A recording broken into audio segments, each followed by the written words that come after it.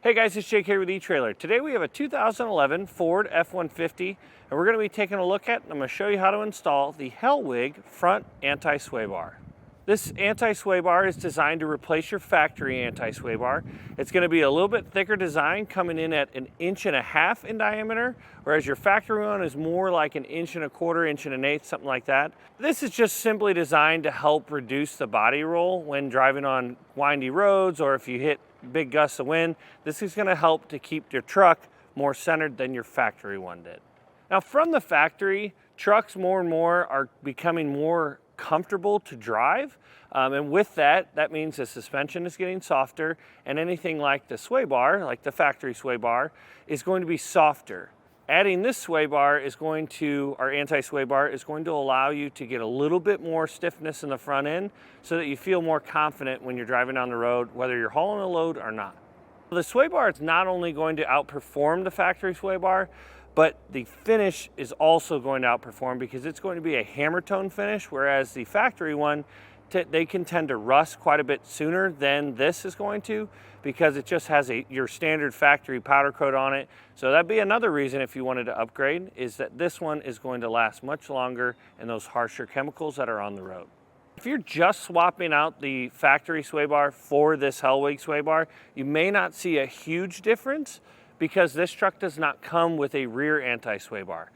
I highly recommend if you're going to do one, go ahead and do the other. That way you get the best performance, because after all, if you've got sway still in the rear of the truck, then the front end's not getting any help. But if you pair two anti-sway bars together, that's how you're going to get the best outcome possible, because they're going to work together in order to keep that truck level. But with that being said, let's go ahead and pull it in the shop and show you how we did it. To begin our installation, we're going to take an 18mm socket, and on the ends of our sway bars, we're going to need to take the nuts off of them. We're going to leave all that lower hardware in place, and we're going to hold on to the hardware that we take off because we will be reusing it.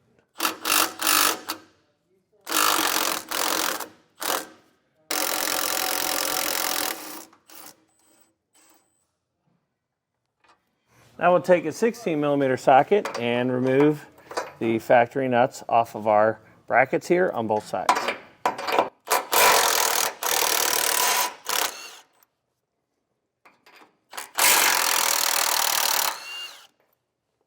Now we're going to take our bushings, put the grease that comes in your kit on the inside, and there's not a very large space here to be able to put them, so typically if it's a really long space like the center of this bar is, you don't want to put them on before because you want them to be pretty close.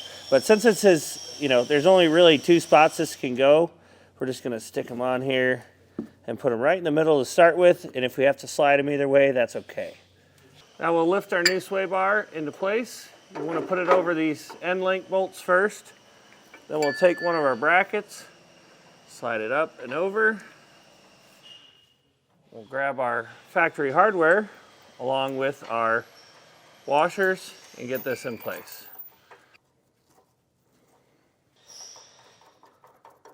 Now we'll take that 16mm socket and snug these back up.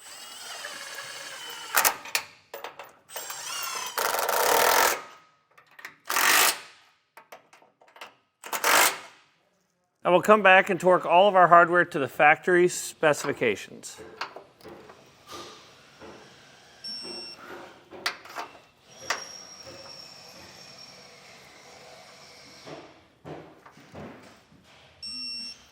Now when torquing down the end links, you're going to have to take a vice grips, grip the bottom of this bolt here, otherwise it's just going to keep spinning in the top of this ball joint, and then we can come back and torque it down.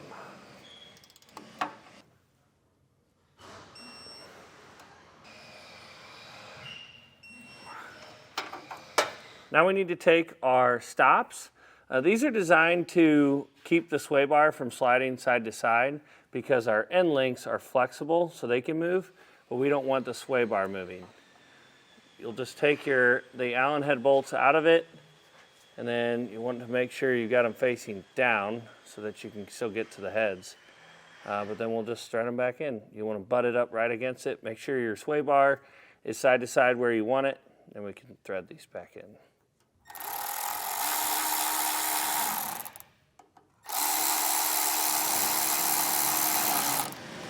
Now, after we get everything tightened down to the specifications, that's going to do it for installation.